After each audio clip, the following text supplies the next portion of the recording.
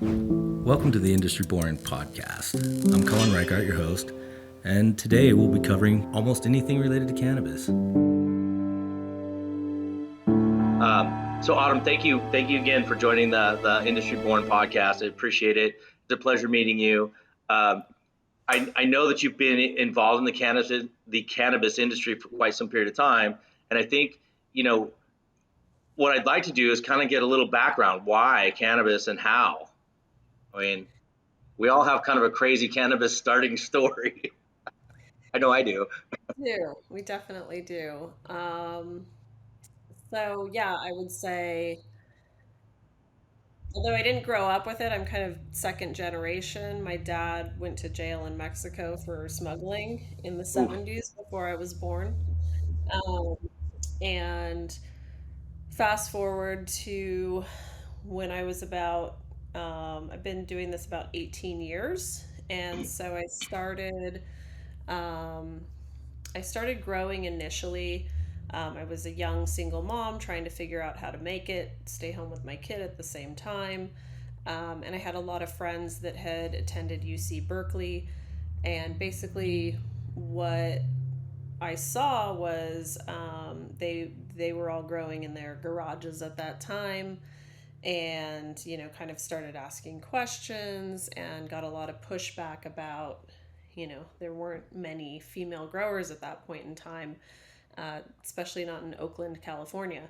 So I bugged my brother, who was also growing, for about 6 months, and he brought me a tray of train wreck and about 6 or 8 analog ballasts, and I built out my garage. I made friends with the guys at the local hydro store, and off I went. So I was successful in my first run, got a pound and a half of light, which was really good back then.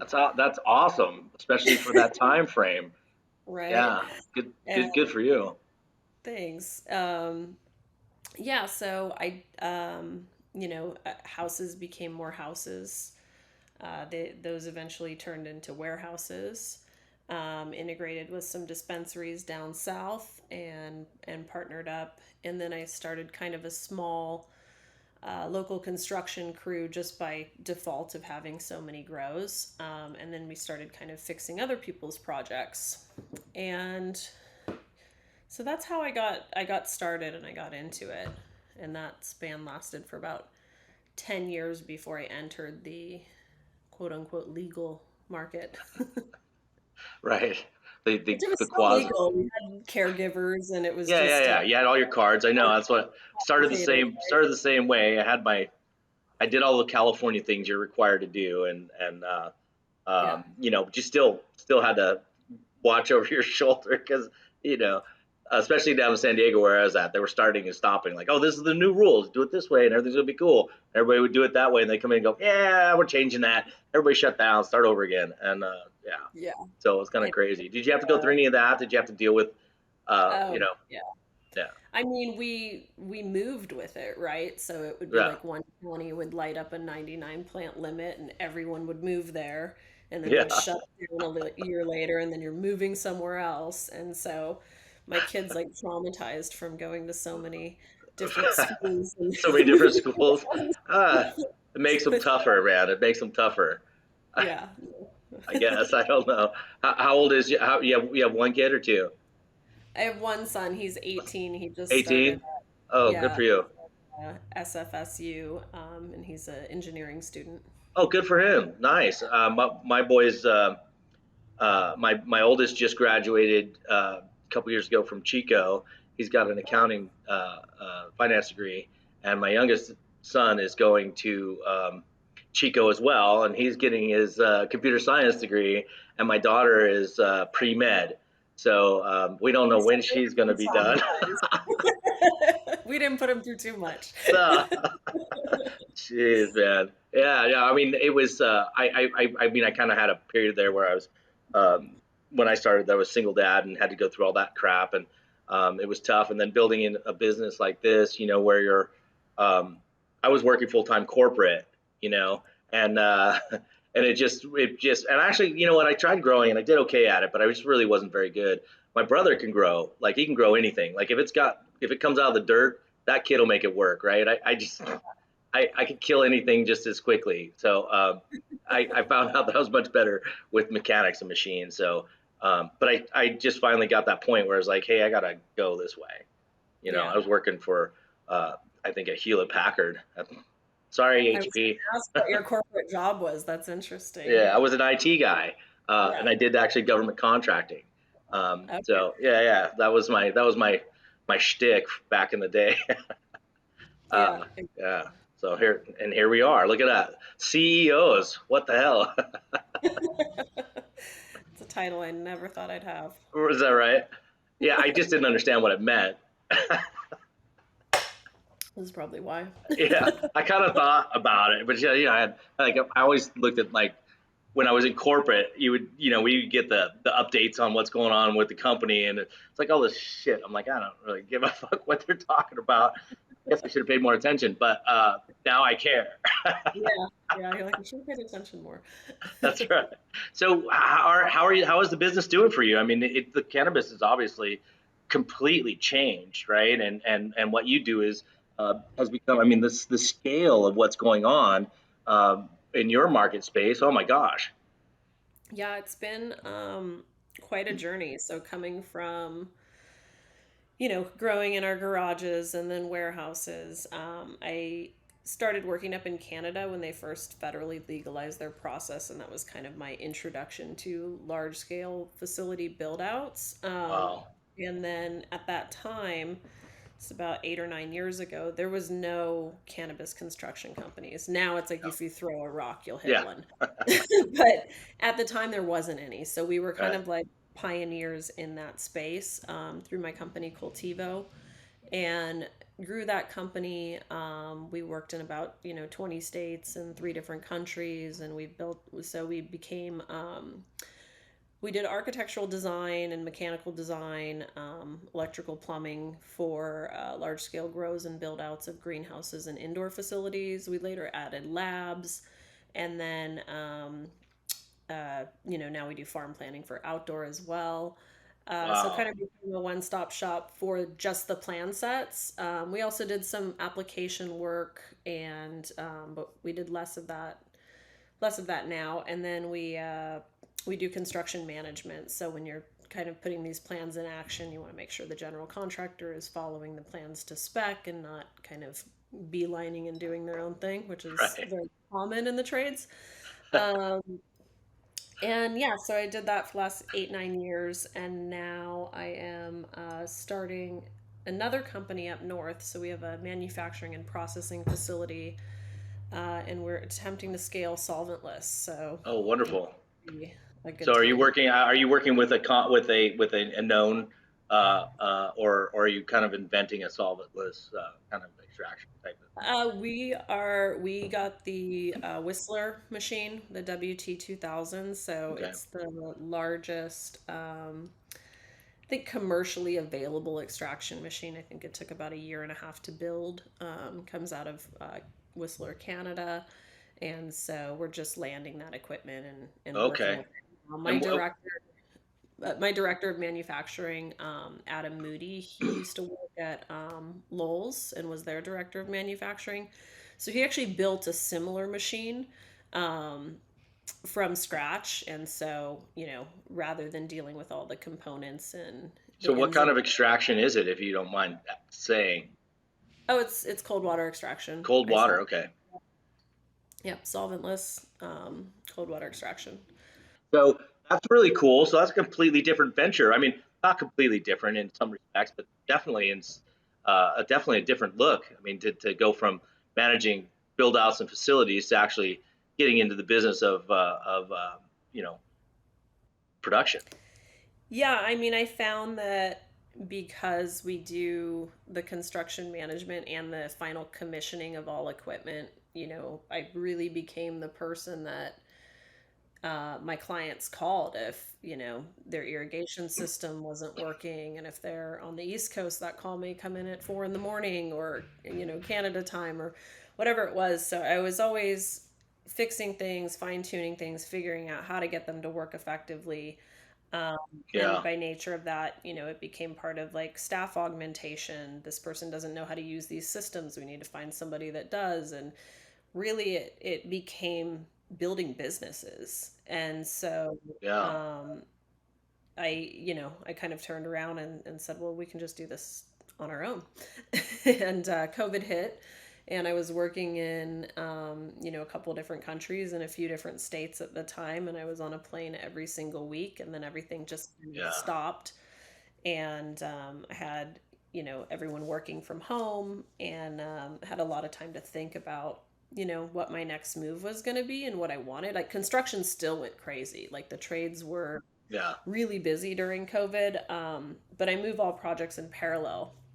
And so I'll start, 3 or 4 projects or up to 8 at the same time.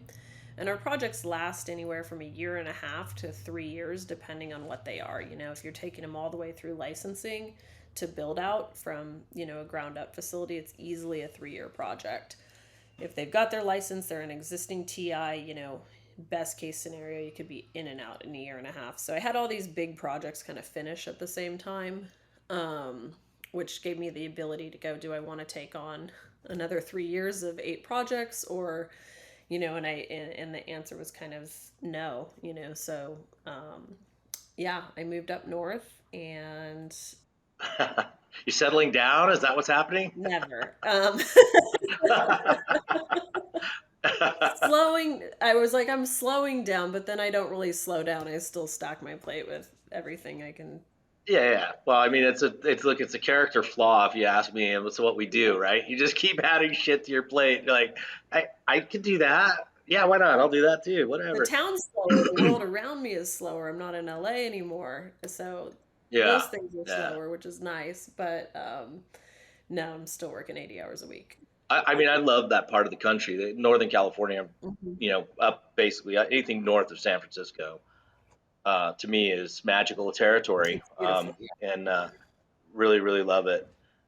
Been I try to go out there as often as I can. It's not as often as it used to be, but because we've definitely grown up out of the just being servicing one area of the country. That's where we started, obviously, the Emerald Triangle, and so you kind of, I used to drive up there all the time, and I had a truck I drove up there, and then I had an RV I drove up there, and then you're doing all this work in that one area, so I got real familiar with Yeah. it. I love it up there. I really, really do. But Where are you? now I'm out here in Vegas, Oh, so you're in it's not the same. Vegas. Oh, Yeah, yeah. yeah. It's definitely not the same. Totally different, but still cool. Yeah, I love Vegas. everything here is dead and Yeah. dry. Yeah, Well, you won't kill pretty any crazy. plants. Yeah, I'm not. I don't grow them anyway, so it doesn't matter. That's right.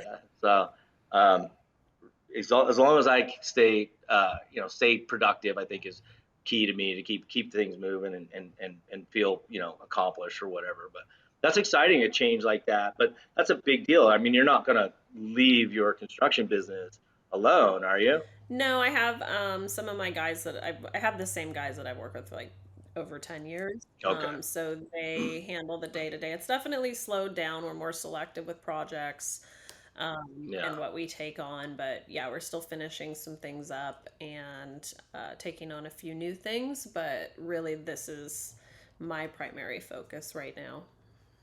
Well, good for you. That's exciting. Are you nervous about it at all? Because I mean, once you do this once, it seems like it's a lot easier to get over like the basic hurdles. But this is a completely different venture. Yeah, it's different in the sense like it's all stuff that I've done before. However, when it's yours, you have a different connection to it, and Yeah. you empathize with your clients more all those years where, Yeah. you're kind of like, hey, it takes as long as it takes. I can't get the building department to respond. I can keep calling them, but now I'm knocking on the building department's window at 7 a.m. on Monday morning or I've been waiting for like 4 months for a gas line to be hooked up in my rental home. building anything during COVID is not fun for anybody. You just you just can't help the government do anything, man. They just fucking take their time. Yeah, I don't care if you're a $1 billion construction company or the guy next Yeah. door. Nothing's moving fast right now. No, you walk in there and you're like, wow, this is just like the fucking library or the DMV. It's like whatever they put in the air, it's like slow dust. Everybody's just like, whoa, There was man. that cartoon. I think it was. I forget what it was, but it had sloths working in the DMV, and everything's Yeah, like, it was like a yeah, bunch of sloths. Like that's what I see when I go into building departments. exactly, exactly. I end up paying somebody to go do that, right? I go to one of those services now Yeah. because then I don't have to do anything. I pay them an exorbitant amount of money, but I think to myself, okay, that's okay. I don't have to go there. Yeah, the expediters are good. Yeah, don't have to deal with those people anymore. Yeah. So this project's gonna. When are you gonna be? I mean, you've obviously broken ground. You've got some equipment on the way. Tell me more about it. I mean, this. I mean, Yeah. like, I mean, one of the things is like I think what people miss and they don't really understand is like I think you said some things earlier about like 1 to 3 year projects. And we talk about this with people like we sell machines, so they're like, oh, I want to get my machine, but we want a machine that does X. I'm like, that's a different. That's not tomorrow. That's not on shelf somewhere. This takes time. They're like, I don't. Why? It's like, well, these projects are huge. I mean, it takes a lot of energy to run something from the beginning all the way through to completion. Yeah, and knowing that and knowing the supply chain issues that are happening, I think we ordered all of our equipment, a year prior to us even swinging a hammer or doing any kind of build out. We've been in the Well, that's application great. process for 18 months here. We're in a small county called Lake County in Northern California, I know Lake County well. and they're not known for expediting anything. Um, so yeah, we've been in the application process for 18 months. We've had three different planners. It started over three different times. Out of all the states and countries I've worked in, this has by far been the most difficult process. And the irony is because it's mine, right? I'm like, oh yeah, Yeah, I've of done this for course. 18 years. I'm a pro now. I'm going to go in there and we're going to be up really fast. No, it didn't happen. Knock it They out. literally shut down their building department for like 7 months and you could not even get a question Oh. responded to. We were up there with the fire, so we did a response up there.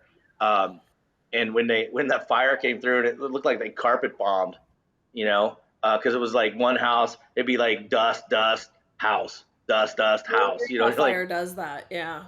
Yeah. yeah, like just why didn't you just burn the whole thing? But it was crazy, man. That was crazy, and that was a couple of years in a row where they had massive fires in the same area. Yeah. I think probably be like that for a while because of droughts and shit. But Yeah, I think um, 60% of this county is burned in the last, 10 years or something like that.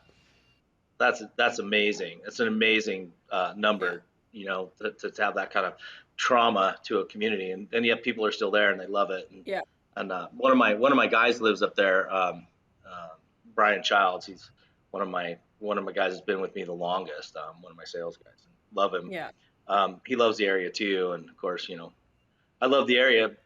Like I said, it's one of the most beautiful places in the country. I wish I would. When I first started going there, it rained a lot more. It would be nice. We need You go through, drive up the 101, and it would be just fogged out and misty and raining. And you're like, oh, this is amazing. And the trees are 9,000 feet tall, and you're Yeah. like, there's nothing like this. But yeah, I mean, hopefully that'll come back. And we work with those guys up there, the cookies guys, and all those guys up there. Yep. And that whole corridor was like the beginning corridor. So I don't know. I'm going off on a little tangent here, but it was so amazing. So congratulations to you to be actually starting a wonderful new opportunity. But then the area, my Yeah. gosh, like Yeah. It's yeah, it's a great area. We have this business here that I'm at right now is called Alchemy 29, and we have 67,000 square feet across about seven different buildings. So we rehabbed an old plastics factory. They used to do like rotational molding for like musical equipment and tools and stuff, similar to really like Pelican cases. So we're rehabbing the interesting. facility for our use, and we also have a large scale drying facility. About 50,000 square feet is allocated towards drying and curing. What I God, good for noticed you. in Northern California is that a lot of cultivators, they'd spend all year growing their product in optimal conditions and great genetics and good fertilizers, and then they'd cut it down and throw it in a barn or like cook it in a hoop house or however they nobody had drying. And I talked to all these farmers, they're like, yeah, I'm starting this multi-acre farm, or I'm doing, 5 acres over here, whatever it was. Like, what's your plan for drying? And they're like, yeah, we'll figure it out. Yeah. What? Like plan for what? Yes. It dries all, it just dries. It's cool. Don't worry about it. That's a, that I see that, but I mean, I saw that when I started in Colorado, we would go and we would see these massive indoor facilities and they're like, well, where do you dry? And it's like, oh, well, we had a couple feet left at the top of the room in the warehouse. So we have it up there. And they're like, people are crawling on hands and knees to hang plants. I'm like, what? You didn't, Yeah. you, you just didn't quite think this one out. Yeah. Could have saved yourself a lot of pain and Yeah. suffering. Make a better product, by the way, just so you know. Yeah. There's usually Right? some investor behind that spreadsheet, like going, okay, how many flowering lights do I need to meet X? Yeah, Oh, I don't have any room yeah, for drying. Let's just keep going with more flower. yeah. Bring in a Just bug. make Yeah. more. Don't worry about it. Just make more. It's we saw that and we see that still. I mean, we still see very poor planning in some areas, Yeah. and it's really interesting to see it, especially with the market being as mature as it is, to see companies not have enough space for drying and processing. And it's we build all of our equipment on wheels so that that can be because companies don't plan well enough or they don't want to set aside permanent space Yeah. for processing, right? So you can move our equipment around and kind of set it up on each other, but um, that's a reaction to a problem that shouldn't exist. Yeah, no, exactly. So when we built this facility, or we're in the process of building it right now, I'm waiting on building permits. But when we're planning this facility, we got all of our equipment ordered in advance, the space allocated with enough serviceable area, and just make a really comfortable workspace for people. I spent a lot of time in facilities where they were like, let's add 500 lights in one dry room. Like, this doesn't work. Yeah, Like, so, yeah, we'll do actually third party drying. We can go to the farm, pick up material, dry it here, process it. We can either bag it, tag it, put it in a bottle, or we can move it into solventless, which can then be either moved into a dabbable product, or we do pre-rolls, vape pens, and infused pre-rolls. And those are the basic SKUs that we're launching with. that's what you're going to launch out with. That's great. I mean, pre-roll market's astounding, so makes a lot of sense. What are you doing? Do you have a product for your pre-rolls? Are you guys going to knock box it or We're roll pros. roll pros? Hmm. Yeah, I work with Kyle. I know Kyle well. Yeah. Yeah, yeah, he's a good guy. Nice, cool little machine, and that style is cool. It's a little bit different for the marketplace. So good. Congratulations on that. Yeah, I'm excited That's to pretty cool. get it commissioned once we have our license. It's sitting in a Yeah, is that Yeah, right? I It's haven't just used it yet. Yeah, so I will report back how we like it, but yeah. I'm Well, that's, I mean, at least you have it because I mean, you hate to be stuck behind the eight ball and not have it, especially right now with the like you said, supply chain. You just don't know what's going to happen, and a lot of equipment is getting stuck, and you don't know if it's going to get stuck. It just does, and you're like, well, what the hell happened with that? Why is that? Why am I in this situation? yeah, We've launched a couple new products, and we find ourselves stuck there. Like the plan is this is launch day and I get pre-orders to get people excited and then just going to stop. And you're like, oh, fuck. yeah, It's tough to be in that situation because you got customers going, yep, hey man, I paid my money, so we've mitigated some of that. We've been very fortunate because we have good relationships, which is supply chain management yeah, and stuff like that, which I know you're totally familiar with all the construction you have to do. Um, but yeah, so I mean it's one of those things. Like it's hit everybody. It's hit us hard because we're a manufacturing company. So I'm sure you guys have experienced it. Now you say you've experienced it on both ends. So sorry, sorry that you had to deal with it on both ends. But yeah. what else you got going on? I mean that's busy. That's a lot. Is that it? I mean that's Yeah, we're licensing 3 additional farms up here right now. okay. So those will play into this facility as well. So we'll be growing our own flower. And my business partner is Shord Brooks, who helped start Wilcox Farm and Sunday Goods in Arizona. He's been growing and running genetics and been a breeder for like 30 years. So he's very experienced in cultivation. So he's running all of our cultivation efforts across these 3 different farms that are kind of very different appellations, but still all around the lake. Yeah. And yeah, we're trying to find a way to work with small farmers because we're in this major downturn of our market right Yeah. now, and they're really the ones that are going out of business first. And it's Yeah. affecting everybody across the board, big players, small Yeah. players, and everyone in between.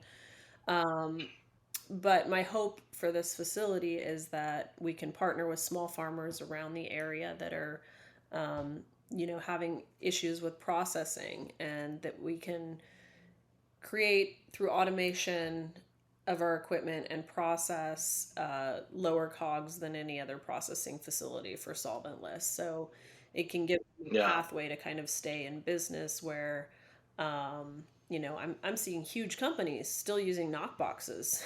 Yeah. Like, Yeah. you know, when flower. Well, I mean, a lot of the answers in that regard have been rush market jobs, and they're just not really, Yeah, um, they're just not really where you want them to be. yeah, And the problem with the pre-roll is it's finicky, yeah, and you can't just go at it sloppy. And people are going at it sloppy to go fast, and you get a subpar product, and it's just it's not good for anybody. But it's good to hear that you're going to be reaching out. I mean, we love that area. Obviously, we talk about that, but I mean, I was up there a couple months ago talking to just the farmers and going through that massive crush that they've had to experience because of the market drop. And when you're talking about $300, $350 a pound, even outdoors, it's unsustainable with what these guys pay their teams. yeah, It's just amazing to me um, that anybody's left in business when it's all said and done because it's been so tight. There's a couple companies I know that are doing kind of trying to figure that out and reaching out and trying to help the community. So I'm really glad to hear that you're going to be a part of that, and we're happy to be a part of that. We've brought equipment up into the area. We've created opportunities for people to be able to have short-term access to it, better pricing on it, and stuff like that. So we're happy to help and support you guys in that effort because we just the community is home sweet home in some respects. It's kind of where we cut our teeth. yeah, So I mean, if you're interested, we'd love to talk further with you about it. But because I think that's a massive need in that area. And I think we've been talking with a couple of business partners, and it's always been kind of like obviously equipment doesn't make sense for everybody, but in the market that it used to be, everybody had to have equipment. Well, that's changed a little bit, and we'd like to be involved in maybe some facilities every so many miles. You know what I mean? yeah, So that where you can rent it, where you can rent and use on a much more achievable basis. And we're not interested in doing final product necessarily, but prepping for storage or what's next. Because our equipment isn't our equipment is kind of ends right now at sizing, sorting, right? I right. mean, we do have some other stuff on the way, but you know. So I'm a big fan. I love that. I'm really happy to hear Yeah. that you guys are doing that. Love Very to have cool. you up when we start commissioning and putting everything into action here. We've been in touch with Lise a lot from Green Vault, getting the jarring machine and everything up and Yeah, running. yeah, So I'm not sure when that's landing, but I think it's soon. Um, yeah, yeah, so we're kind of in our application limbo right now. But hopefully we'll have more updates on that in the next few weeks, and I'm hoping to move the process yeah. faster than it has been. So we're ready to go. Like, all Well, our plans are done. I'm just waiting for that that yeah. license, and then I'm marching down to the building department the same day to put in our plans. So Wow. Isn't that crazy? Have everything ready and standing in line yeah. for no The reason. opposite usually. You get the license and they're like, we need all of this tomorrow, and they call you, Right. hey, can you get this in 24 hours? You're like, maybe 24 months. Yeah. Yeah. Yeah, that's amazing. It's pretty crazy that it's kind of turned that Yeah. way. Um, I still, I think, I wonder what's going to happen with that market up there. I think about that. But Oregon went through this, not but a couple of years ago, you know, um, where the market completely collapsed. And um, Yep. they got some other stuff going on. It's really, it would be devastating to see the Emerald Triangle go away. Unfortunately, Yeah, um, Mendocino can't get out of their own way. Uh, Lake County is really trying, I think, but there's different players that are trying to shut it down or keep it going, and so you're constantly, it's just like moving with those plant count limits, like license holders yeah. are having to move around to what makes sense. I know a lot of stuff is opening up in the desert area, but It turns out you can grow weed everywhere. sometimes not everywhere, but Not everywhere, but you know what? You'd be surprised where we see people like, well, why would you do that? yeah, But yeah, I mean, it's crazy that the indoor market has so eclipsed, the outdoor market when that was magic. Like the Emerald Triangle was it. Like if you wanted to experience cannabis at all, like or yeah, you got the best, it always came from there, right in that triangle, right? And it was always outdoor, yeah, sun grown. It was always outdoor or greenhouse, but it wasn't. It yeah, was rarely ever indoor. And now indoor, like the facilities you build for the indoor is astounding, the amount of money and energy and effort that has to go into these yeah, facilities um, to make them function, and then the price per gram has to be sustainable, yeah, and that's driving down farther and farther too. yeah. So there's a crush on it. That's going to be tough. The market will settle, but it's tough right now. I mean, we've been working really hard at tax reform. I've kind of become this part-time lobbyist in addition to everything Oh, good for else that you. I'm doing. And I think we will get tax reform in there's four bills currently that have been introduced, and two of them, from what I understand, are tax neutral, which means they eliminate the cultivation tax, but they just push the same taxes down the line to like the excise tax. So it's really not tax reform. It just Yeah. alleviates cultivation, which is our highest price point right now at the state level. I think it's $167 a pound. So if people are selling it for 300, and in some cases I'm hearing like 150, you know, it That's a net it's loss. yeah. And Yeah. so if we get tax reform, I think we will be able to compete with kind of the illicit market that's popped up with thousands Well, of this is acres what being I think what people don't understand is, like I'm a manufacturing, so I don't pay taxes on goods that I yeah, buy. I manufacture and then sell yeah, goods. And my people don't pay taxes when they buy them from me. right. They sell Yeah. goods and then they pay Yeah. taxes, right? Yeah. Once. Yeah. you know, It's one time. forestry, cultivation, just Yeah. I retail, mean, customer, like yeah, it is yeah, so antithetical to business. It is the most aggressively anti-business stance that there can possibly be. And when they looked at it initially, everybody thought, and I know they did. They went, "Oh, money, yay! We can just take as much as we fucking want to. yeah, So we'll take some here and we'll take some there." And because they thought there was just so much of it, and people who don't earn money and they work in government and they get their money from other people, they don't yeah, understand that there's livelihoods and people behind these things. And those people aren't, they're not billionaires and they never have been. Like for a while, cannabis was exceptionally profitable in the outdoor arena, but it's not. It hasn't been for quite some time.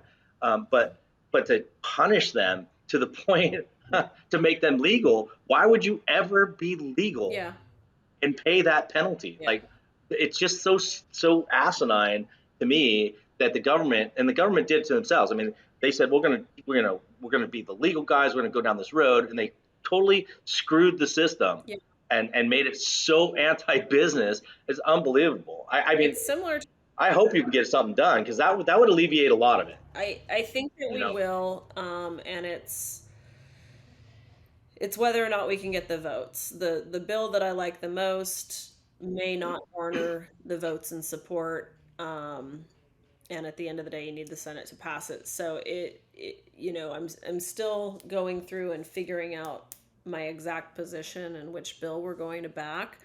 But two of them are pretty good, and you do see tax reform and tax reduction. But yeah, why would the Good. illicit market enter a market that you need, at least $10 million to enter, and then you don't make anything?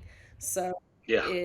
it really doesn't make sense. It's anti-business. It's anti-American. It's anti the will of the people, that voted Yeah. this in. Yeah. And at the end of the line, there's a patient sitting there at a dispensary that may be immunocompromised, and people that are immunocompromised aren't the workhorses of our society. Like, there's Right. sick people trying to get medicine, and we're like, okay, let's tax it up to 75% and then give it to somebody that's Right. ill. And then plus everybody's making profit on the way up.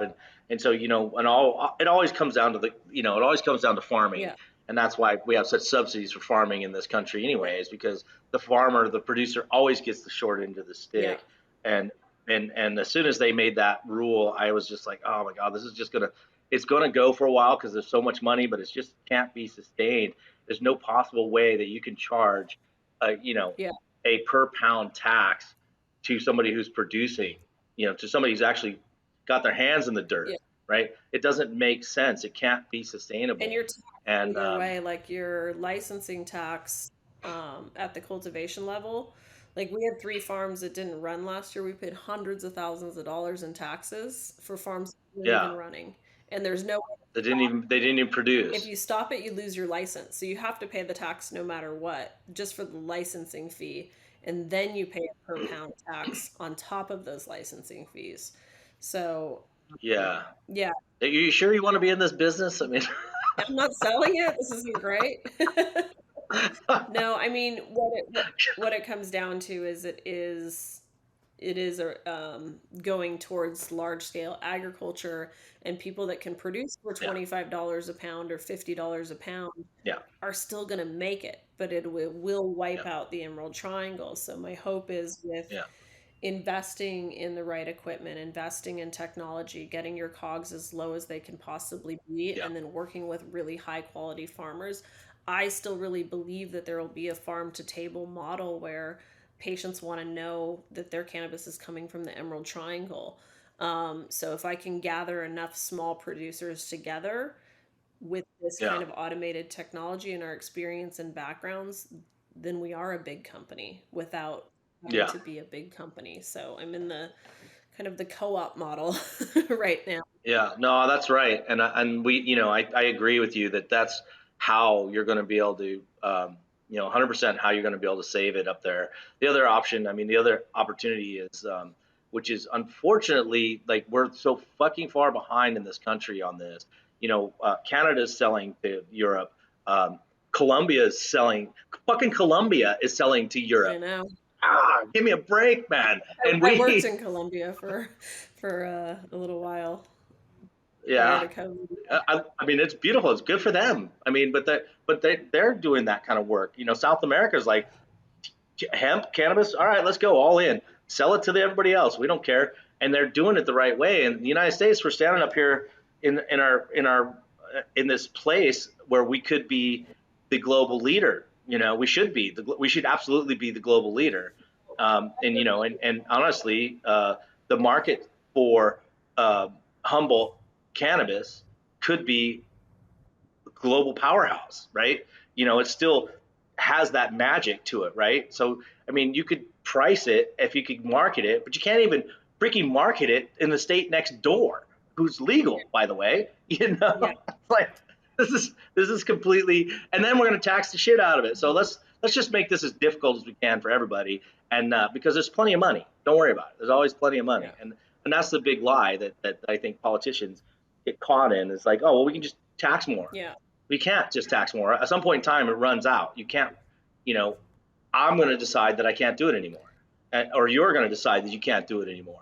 And there's going to be hundreds of other people who do the same, make the same decisions. It's like, this is not something that's sustainable, and you're going to lose all of that, right? All that history. The problem with politics and sometimes business in general is they don't realize they've lost until the race is over.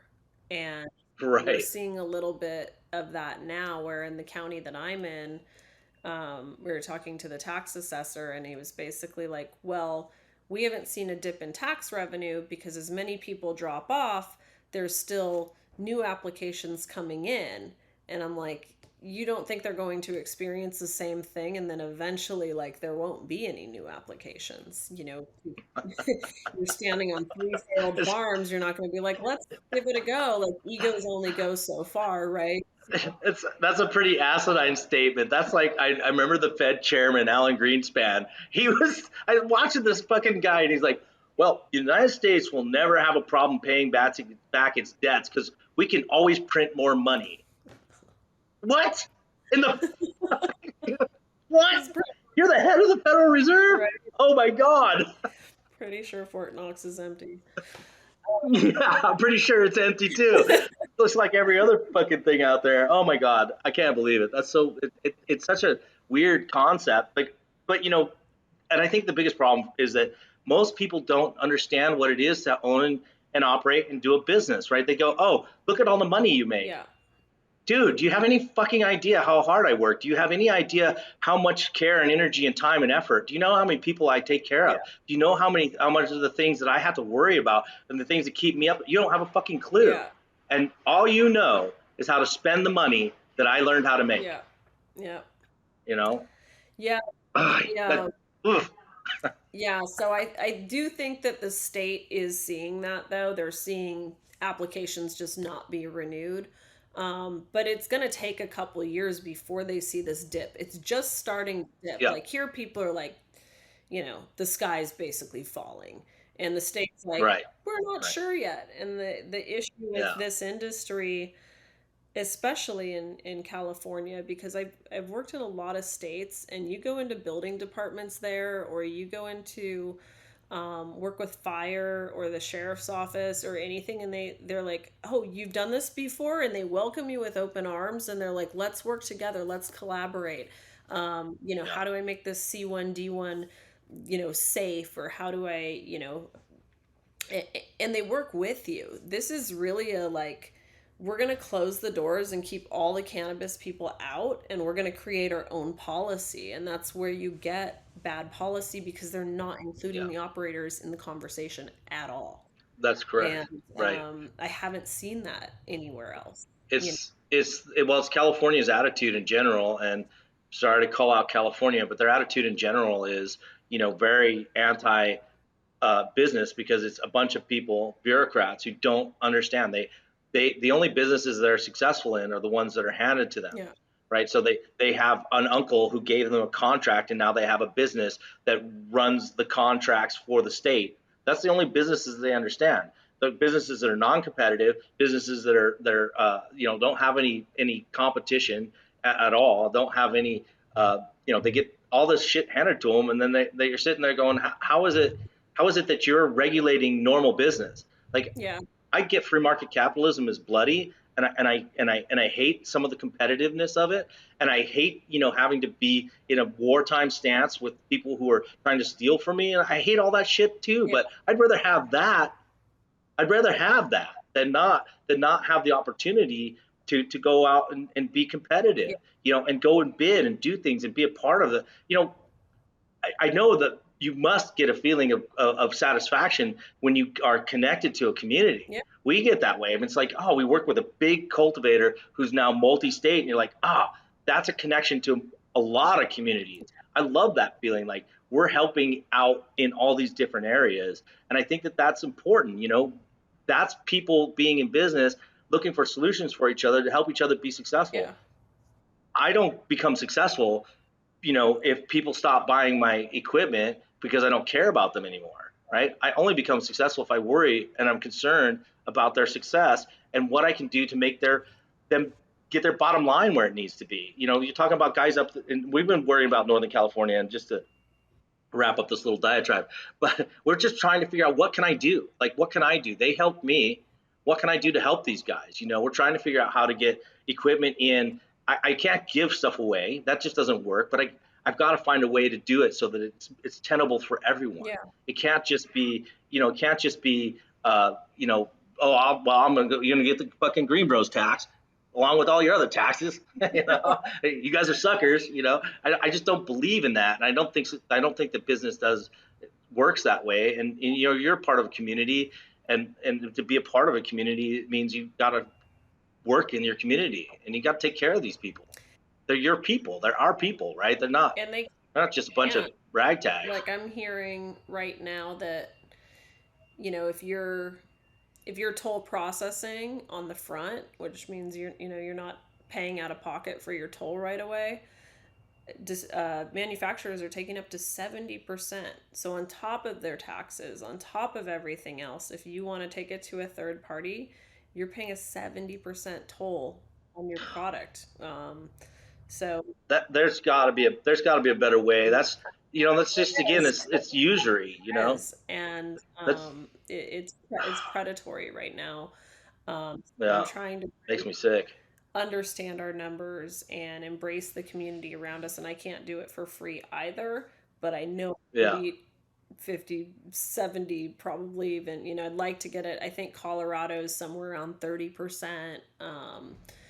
Oregon, same thing, so really getting everything. it could be cheaper than that. I mean, honestly, but it takes a little bit of commitment, Yeah, and it takes some people with some commitment yeah. to do that. We were working with a company that um, they were interested in helping us kind of start this concept up, this toll processing, if you will. Um, since we're a manufacturer, obviously we can do a lot that other people can't do, right? Um, I can spread my machines over a much longer time. Hmm. I don't have to pay the heavy upfronts, right?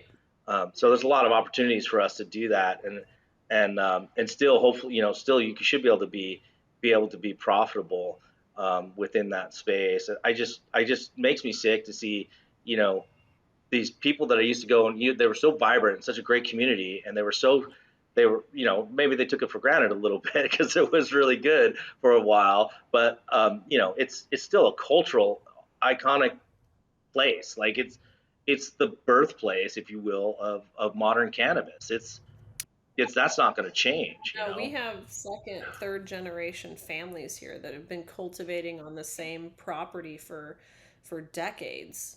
Where are you going to find that Yeah, experience anywhere else in the world? It doesn't yeah, you're just not. exist. You just don't. Yeah, There is no other Emerald Triangle anywhere that I can think of. I yeah, mean, there's Appalachians and there's cool stuff going on in all types of different countries that have history, but for the United States standpoint, as optimal growing climate, experience from the people that have been here for generations, I just, we'll fight as hard as we can to not see it erased. And I think that, yeah, yeah. Well, I'm with you on that. I'm 100% on board with you on that. So, um, and I, if you come up with anything, or you think there's got to be some people that are interested. I don't know. I talk about it all the time. Someone's going to reach out. I can't do all this stuff my own. Busy running a company as you are, but there's got to be something. There's got to be somebody that's willing to, you know, be a part of it. Even if I could find somebody to run it, I think I could put together a good enough model.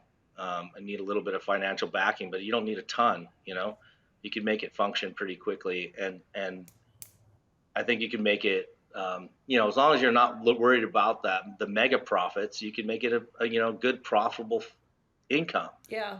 Uh, that idea is lost too. Everybody's kind of trying to be the next fucking Forbes. Yeah, I think if I you don't know. have, like, I've been doing this for 18 years, and I can honestly say that I'm a long-term player. I I Yeah, don't go on vacation easily, I'm always at work, and I came to the conclusion a few years ago that, like, I don't do this for the money, and I am a lifer, and I'm yeah, going to be here for the long term. So once that analogy sinks in, um, and we don't have our sights set on becoming a publicly traded company or selling out and making hundreds of millions of dollars, like, I think we'll be really successful. but I still want to be here in 10 years. And I think that's a Yeah. big difference from everybody trying to squeeze blood out of the turnip and get out as fast as possible and go buy their island and Ferraris and Yeah. hookers and blow. Like, it's just not my game. So, I like how all those got together on an island. That was really that was really well put. That's it's kind of how it feels though. You're like, whatever you're you doing with know, your money, I don't know, but I'll still yeah. be here, even if Well, I'm not I in the mean, let's be realistic. That's the perception of in the industry is that that's how we live. If you, oh, you're in cannabis, ooh, you must be great. Yeah, it's great. I built a company and I have a good thing for my family, and we're doing just fine. Yeah. That's good for us. But you know, long term and sustainability. I mean, am I going to watch these major companies come in and destroy Yeah. the last mom and pop industry? The One of the potentially greatest mom and pop industries could be. Yeah, I mean that's what I'm doing right now. I got to figure something out because they're just absolutely coming in for the profit, and they're coming in to rape and pillage and plunder and destroy. And I'm just like, dude, Yeah, exactly. And you we're gonna know, see a lot more of that, and it happened with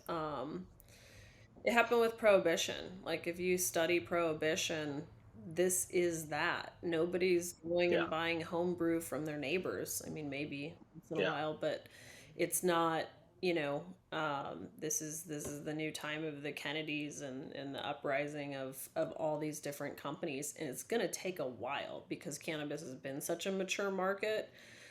So, yeah, and I think if enough of these brands, legacy brands, band together, you have your next, um, you can survive it, but it will get corporatized. It's inevitable. Like, it's yeah, just, yeah. It is absolutely inevitable. Someone will figure out how to put it yeah. under an umbrella So and keep it. it's whether or not you Um, want to participate in that market, and can you build a business that's sustainable, that's privately held, where you could still have the autonomy to enjoy what you do, yeah.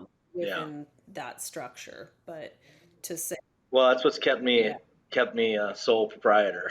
me too. I'm just like, ah, Yeah, that money sounds cool, bro, but yeah, I don't like the strings it took to that shit. So I'm gonna just keep this little bit I got. yeah. No, and I did that for 10 years. I was the fly on the wall to, big companies, people that were doing 20, 30, 40, $50 million in construction, juggling Yeah, hundreds of millions of dollars at any given time. And when you're the fly on that wall, like, most people bury their partners in construction. And so they'll get a grower and be like, "Ah, you own 50% of this thing. Don't worry about it." And by the time, build out happens and delays and all this other capital gets deployed, they get buried and they lose their equity because of it. So it was just really negative seeing that over the years. So I finally had the ability to kind of pick and choose my clients and pick clients that were legacy operators that had their own yeah, funding and things like that. And I didn't grow my company for a lot of years for that reason, because I wanted to be able to pick and choose, and I didn't want to have to take whatever walked through the door. yeah, So I got lucky enough with this project. I have an investor, and she's amazing, and I have my business partner Shord. So it's really just three kind of decision makers, and there's a filtering process through that, but we do have the autonomy, and they share the same vision, and so that's what's important. I think not all money is bad money, but you yeah. really search to find good people with Good good money. intentions, Yeah, partners. You need to find partners, and I think that's what's been lacking. It's cold. It's all calculated money. It's all designed around risk and value and blah Yeah. blah blah blah blah blah instead of vision and direction and idealism. And I know that you can't just be 100% idealistic, right? That doesn't fucking work either. But there's got to be some mix in between where you can be who you are and build what you build and be a part of the community. And I think for me, because we source everything in the United States. So I buy everything that I can possibly buy from this country. I buy from this country. We manufacture here in the United States, and we're America first. I mean, that's just how we believe about it, and that's what kind of I grew up with, the American dream concept, Yeah. right? Yeah. I don't think anybody else has to do that. That's not what I'm saying. But what I am saying is like that's my ethos. That's what drives me. It makes me kind of like get excited. Yeah. And so that's what I want to be involved in. How do I propagate that? How do I build? And I can't build it. I'm not a tiny little company. Like I can't build other than I can help other people, right? So I can help other companies be Yeah. successful. And so that's our mantra is like, I'm going to build you the best equipment that's going to work for you and it's going to continue to work for you. Yeah. It's going to do the work that you want done.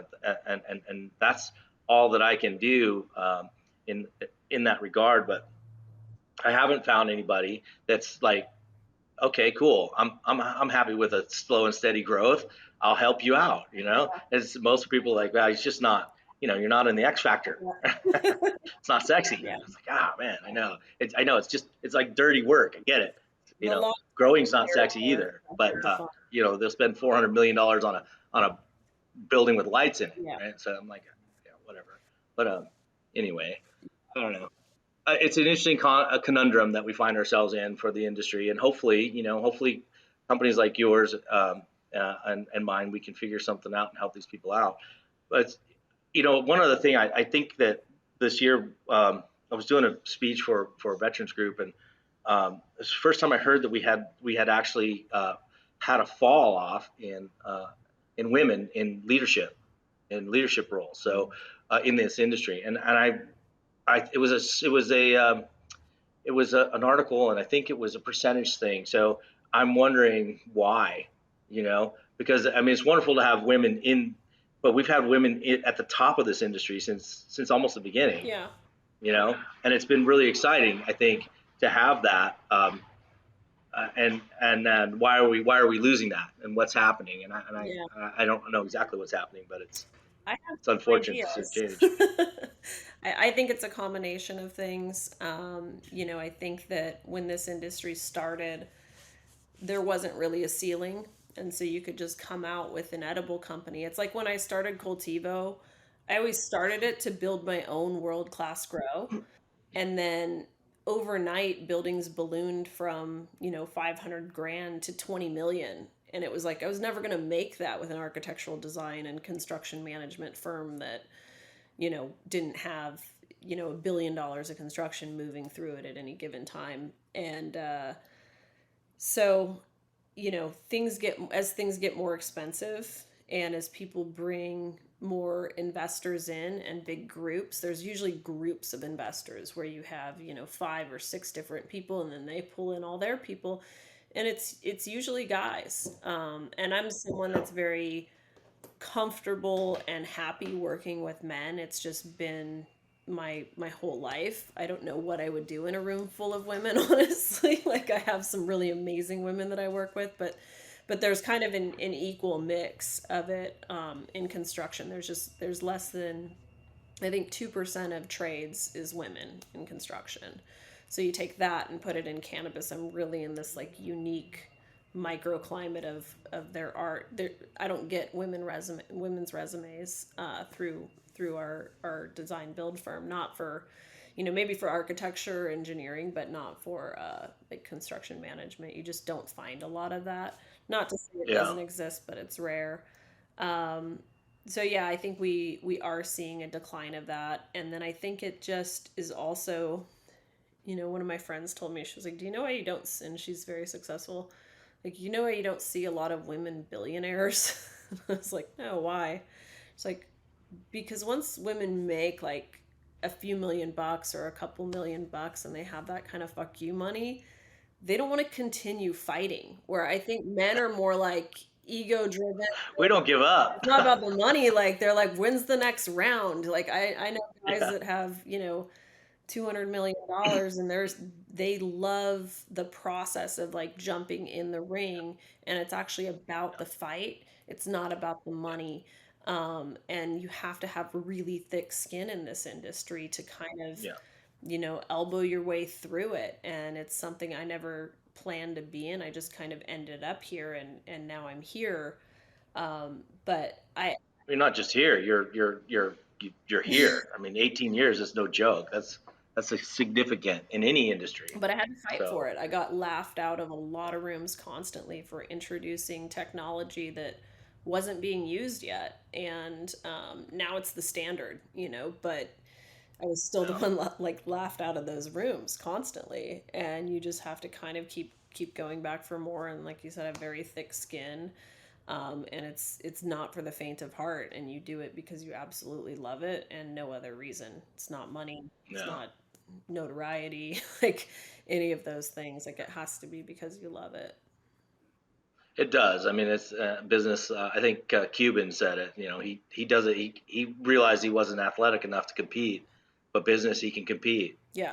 right? Yeah. So that's what he does. He competes, and I think that's.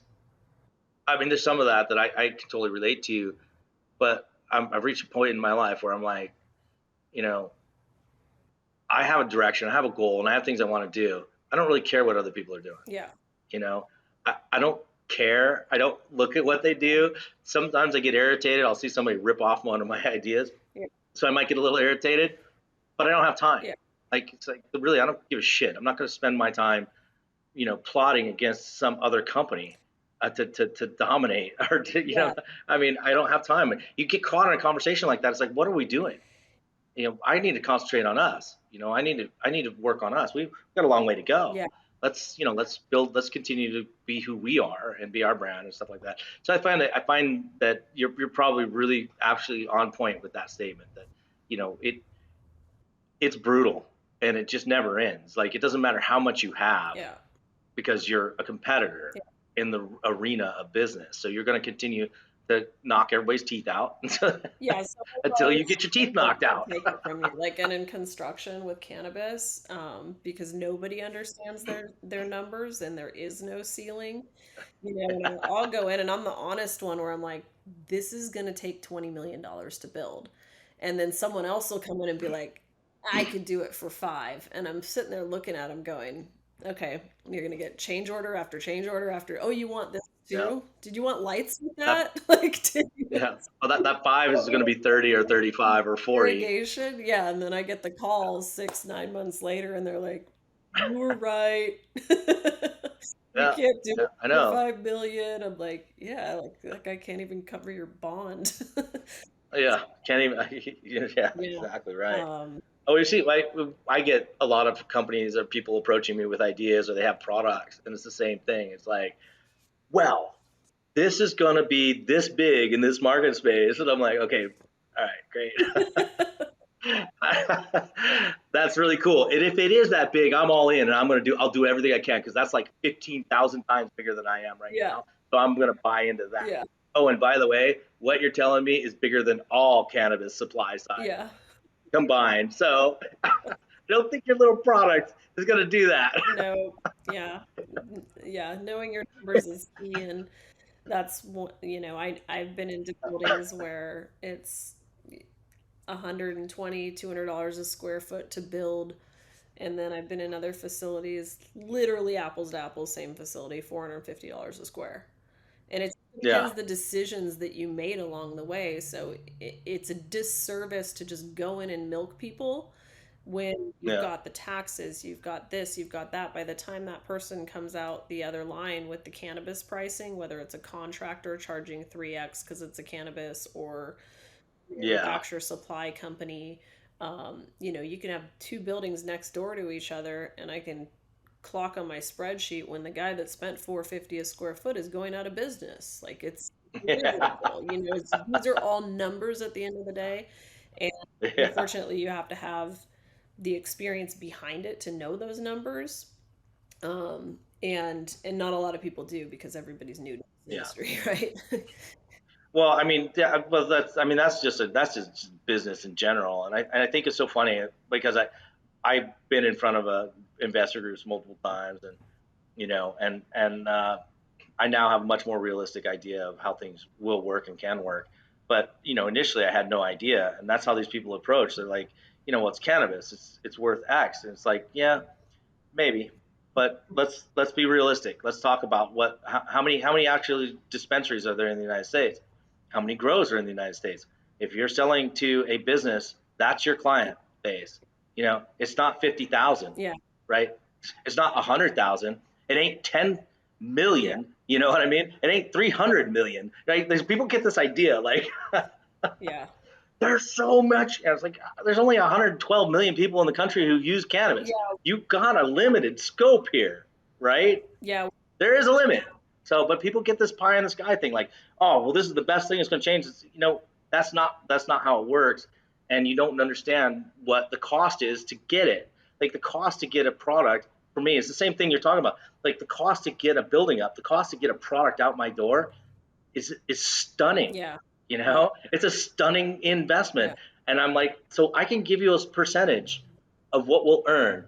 It's a really small percentage, but I'm doing all the work. I'm going to take all the pain from you, Yeah. and people they have this pie in the sky that it's just weird. It's not weird. It's normal Yeah. for somebody to have the big balloon eyes and think that the world is going to be all, It's exciting, and rainbows and it's a gumdrops. sexy business, and everybody, is really excited about Yeah. it, which is nice to see, because when you've been doing it for so long, you kind of lose that exuberance, and you become a bit jaded because you've seen the reality for years and years. Well, it's I always like, business. The reality is yeah, it's still I like to work. keep those people around me because it keeps me excited, but then I Feed off of their like energy. bring them down to reality at the same time, and Yeah. I'm like, okay, like let's Just look. slowly suck all their energy Yeah. off, suck them dry. Luckily, there's analytics companies now, right, where it'll tell you the state market share of what's going on. So I would always ask like new clients, okay, this is what the state sold last year. This is your jurisdiction. This is your kind of reach. What percent of market share do you think that you can garner from that? And they're like, All oh, of it. 15. I'm going to get it all. 15%. I'm like, it took X company, 5 years and $100 million to get 15%. Let's go to 1%. Like, can we Yeah. 2% of the market share? Can you survive over How there? big's your sales team? How many doors do they have? Like, there's, Oh my when you gosh. start drilling down, like, I think that people appreciate that, because no one wants to be wrong at the end of the day, standing there going, okay, I need 20 more million to finish this thing. Yeah. And we saw that. I mean, I saw that early because when I was doing my initial, funding, which I did, I got $150,000 to start my business. That's all I've ever gotten. Yeah, I know. I was like, yes, I paid it off too, so we're good. but but to have these conversations with people, and then oh yeah, well, you're in the right place. They tell me this all the time. Oh, you're just like Levi's, man. Picks and shovels is the right place to be. I'm like, well, where's your money? Oh, I'm gonna grow. And 6 months later, like, how's that grow going? I keep putting money in it. Like, yeah, good. Okay, tell me when you start making any. Yeah. And it's rare that early investors in any of those projects make money. It's wait till they sell out, and then they make it a little bit on their exit. And it's finally, a couple of owners down the road, and they got it together, and they figured it out, and they're starting to get pace, and they're starting to make revenues. And you're like, I mean, it was yeah, hard it's normal. before taxes, right? Like growing Yeah. was, you get crop loss, you get robbed, you get all kinds of things happening. Like, and even in those without any taxes at all, like if you lost a crop, you could lose your whole livelihood. I've seen it happen. So we really do Yes. need to treat it like farming. We need to stop being over egregious with the taxes. We need to include the industry in the conversation when you're forming policy.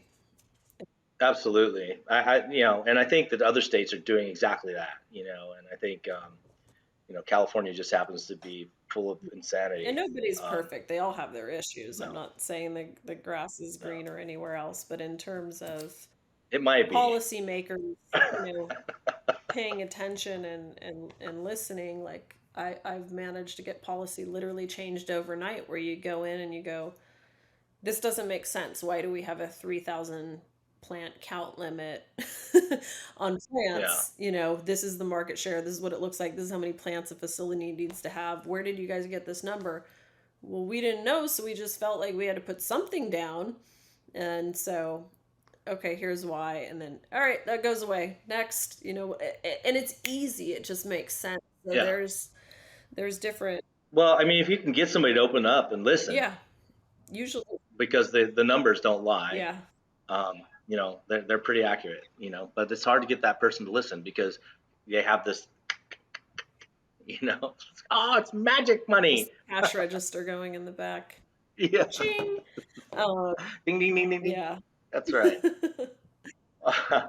Well, listen, I mean, I don't know. Maybe we could do this again sometime because I think there's probably a lot that we didn't cover. But I really appreciate the opportunity. It's wonderful to talk to somebody who's successful, and especially in this industry. 18 years is a huge, huge amount of longevity in this industry, because of just it's not that old. For people who it really isn't that old. So for you to be successful for a long period of time is great. So congratulations to you for that. Thank you. It was a great talking to you. We'll get your information so that we get it out. Whatever you want to have, picture. I think Marco probably already got that, your bio, whatever you want, and links, of course, on social. And then when he gets it done, we'll post it all up. Great. And then send you a link to it. I don't think we covered anything that would be proprietary, but if you have any concerns at all, you just let us know. Okay. And I'd like to invite you out if you want to come out, or if you find yourself in Vegas, you need to look me up and come out and see the shop, and just because I think you'd appreciate it, for one thing, and also I think that there's an opportunity for possibly talking further about doing some work in California. We're working really hard to try and figure that out. Right. I've got my team involved in it, and we're trying to reach out to see if there's other people that want to help and play in that role. And we've got some potential partners, but these things are, getting that commitment where it's like, okay, rubber meets the road time. What are we going to do? And that's what we're lacking, is just a little bit of that kind of getting it actually done. Yep. Yep. So. Okay. Well, yeah, I'm happy to talk with you further about the equipment we have going into this building, and possible future expansion. We're just starting with a few SKUs. Sure. Maybe 6 or 7. The good SKUs, though. I mean, that was really that's an intelligent way to go about it. I think that's a good opportunity to go about it. So yeah, you'll be successful. We'll expand into. Well, you are successful. Other items. Right. It wasn't always that way. I mean, I was. No, of course not. Well, I thought you were born that way. Isn't that how it works? So people are just born rich and successful. I mean, some people are born rich. Yeah. But they're not necessarily born successful. It takes a little bit. Well, I'll send you an email too, so that you have my direct contact. Okay, perfect. Thank you for your time. Awesome. And Autumn, thanks so much. Thanks for having me. That was fun. Great. All right. Bye. Bye-bye. Thank you all for joining this week's podcast. You can check us out at GreenBroz.com and all the socials at GreenBroz.